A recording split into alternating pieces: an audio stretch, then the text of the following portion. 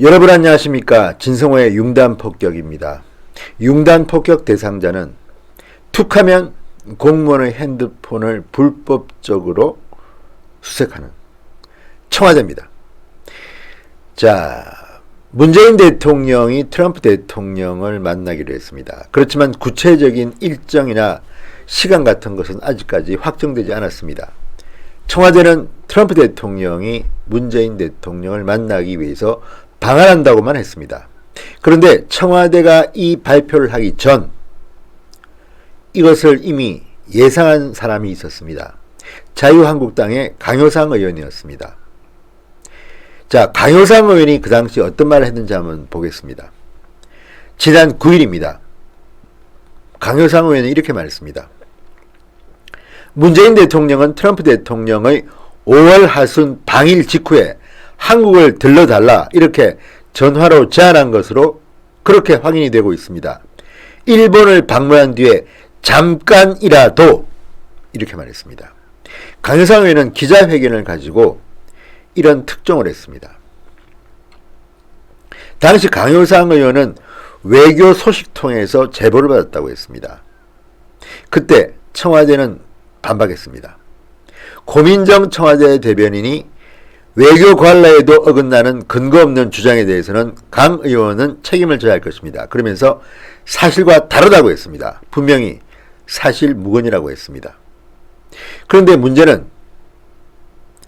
이 내용이 사실로 드러난 것입니다. 당시 강효상 의원은 미국 외교 소식통을 통해 파악된 근거 있는 사실이라고 다시 한번 밝힙니다. 이렇게 말했습니다. 자, 그런데 강효상 의원이 이렇게 자신있게 말한 이유가 드러났습니다.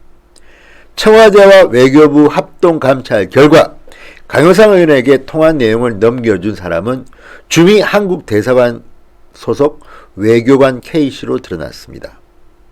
K씨는 한미 정상통화 다음날 대사관에서 통화 내용을 열람했습니다. 강효상 의원이 회견을 하던 9일 새벽 강 의원과 카카오톡 보이스톡을 두 차례 한 것으로 확인됐습니다. 이날 강효상 의원은 기자회견을 했고 기자회견 뒤 두 사람은 또 통화를 한 것으로 드러났습니다. K씨는 강효상 의원에게 한미 정상 간 통화 내용을 읽고 난 뒤 기억나는 대로 알려줬다고 유출 사실을 털어놨습니다. 감찰 결과 K씨는 강효상 의원의 고등학교 후배로 드러났습니다. 외교부는 징계 절차와 함께 외교상 기밀 누설죄 위반으로 법적 대응을 검토 중이라고 합니다. 그렇지만 강효상 의원은 청와대가 사실 무근이라고 해놓고 기밀 누설을 운운하는 것은 어처구니 없다고 밝혔습니다.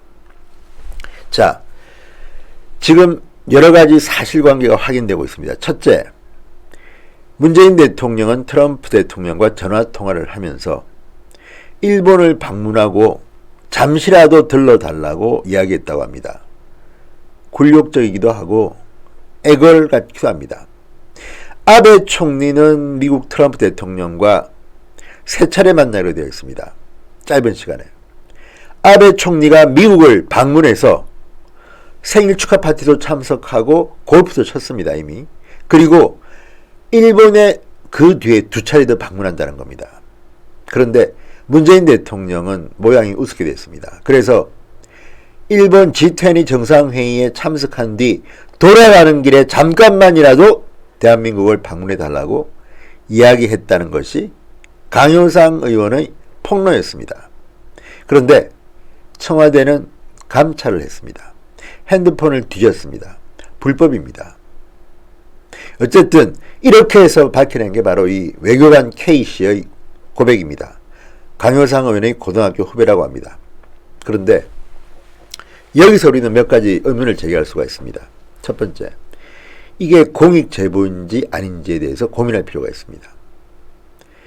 트럼프 대통령과 전화통화를 했던 그 당시에 문재인 대통령이 이렇게 구걸 외교 비슷한 것을 했다면 대한민국 외교관 입장에서는, 특히 주미 대사관에 근무하는 외교관인 K씨 입장에서는 이건 아니다 싶어서 강효상 의원에게 제보했을 수가 있습니다.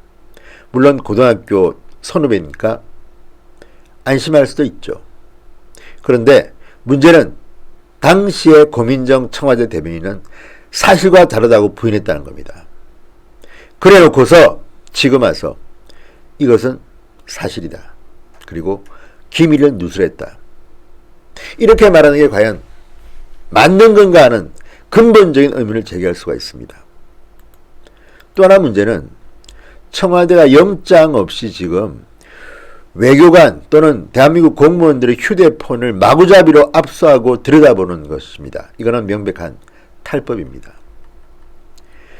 청와대가 사실 무근이라고 해놓고 정보 유출자를 색출한다는 미명하에 이렇게 휴대폰 통화 기록을 뒤지는 것은 정상적인 국가라면 있을 수가 없는 일입니다. 자, 당시 기자회견 내용이 잠깐이라도 한국을 방문해달라. 이게 대한민국 국익을 위해서 또는 김정은을 보고 있는 대한민국 안보를 생각할 때 문제가 있다고 생각해서 공익 제보자일 수도 있습니다. 아무튼 법적인 문제는 법적인 문제겠지만 청와대의 처신을 보면 이해할 수 없는 게 한두 가지가 아닙니다.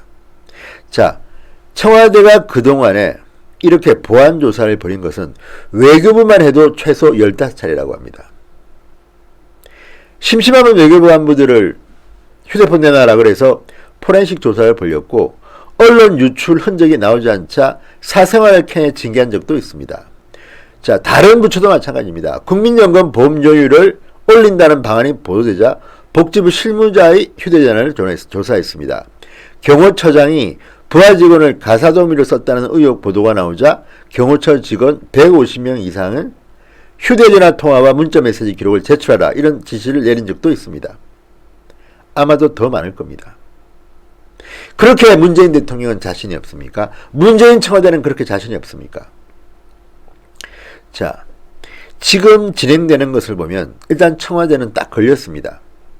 문재인 대통령이 트럼프 대통령과 전화통화를 하면서 좀 비굴하지 않습니까? 일본에 들렀다 돌아가는 길에 잠깐이라도 들러달라. 물론 문재인 대통령이 다른 뜻이 있을 수도 있고 그럴 수도 있습니다. 그렇지만 이것을 폭로한 강효상 의원의 기자회견에 대해서 사실과 다르다고 해놓고 지금 와서 외교관들의 핸드폰을 통화기록을 강제로 조사하고 이런 식으로 징계하겠다고 엄포를 놓는 것. 문재인 대통령은 정말 공포정치, 독재정치 아닙니까? 이번에 어쨌든 딱 걸렸습니다.